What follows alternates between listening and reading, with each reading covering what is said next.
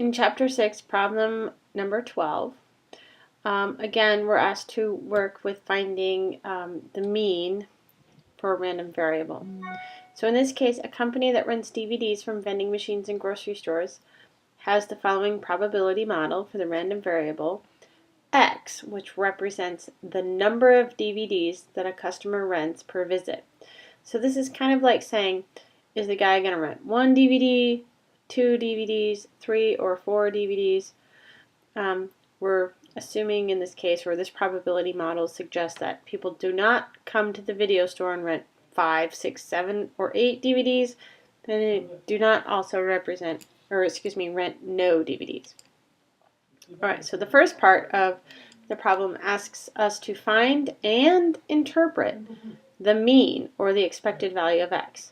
So it's not enough just to calculate the mean in this problem, we also have to interpret what the mean means in this problem. So for the minimum amount, what you have to do here is show that the mean of X, and we just have to kind of show what that calculation entails. There's only 4 products that we have to find. Remember, to find the mean, we want to multiply each value of X times its probability. So 1 times 0.5 plus 2 times 0.3 plus 3 times 0.1 plus 4 times 0.1. So we have to show that that's what we're finding, and then we have to show that that is equal to 1.8. We don't have to show what each of the individual products are, we just have to show how we came up with this value. If you just write 1.8 on your paper, that's not sufficient to find the mean. Okay, so one point there is finding the mean, or the expected value of X, but the second point comes in interpreting the mean of X. By the way, I wrote this 2 different ways, but they are equivalent. So the interpretation would say the average number of DVDs that were rented per visit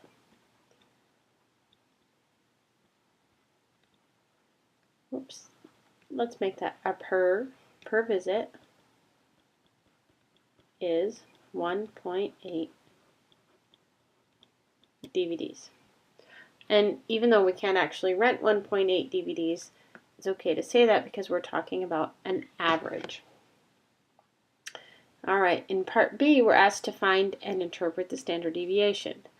So here it would be very useful for you to be familiar with the formula for the standard deviation of a random variable X. And the formula for that looks something like this. The standard deviation is equal to each observation minus the mean, so let's call that mu of X because that's what it is. We're going to square those deviations, multiply them by their probabilities, we're going to add them all up, and then we're going to square root them. So this is the formula to calculate the standard deviation of a random variable. In this case, what it amounts to is taking the first value of our random variable, which is 1, subtracting the mean from that value, which is 1.8. We're going to square that difference and then multiply it by its probability, 0.5. Then we're going to add the next value. The next value is 2. So we're going to add 2 minus the mean, 1.8. We're going to square that value, and then we're going to multiply that by its probability, 0.3. Then we're going to go to the third value, 3. So we're going to take 3. We're going to subtract the mean. We're going to square that distance and multiply by its probability, 0.1. Then we're going to go to the fourth value, which in this case happens to be 4. And then we're going to, that's a 4, hello. We're going to subtract the mean, we're going to square that value, and we're going to multiply by its probability. We're going to add all this stuff up, and then we're going to take the square root. So we're going to show this on our paper, and then we're going to let our calculator do most of the work for us. And we're going to get 0.9798 for the standard deviation of this random variable. But now to get the full credit, we must interpret that.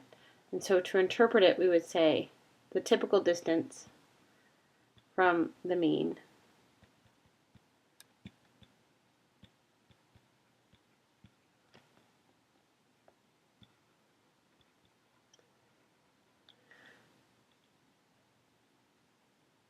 so the typical distance between the number of DVDs rented and the mean number of DVDs rented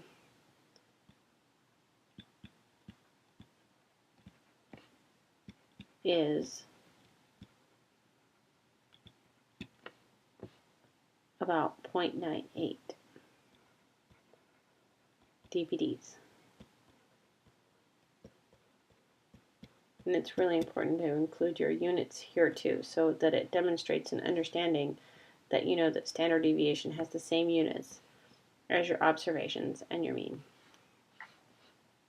Alright, so in the last part, C, suppose that the profit that the company makes on each customer is 75 cents per DVD minus 5 cents for fixed costs, like, paying for the light bill or something.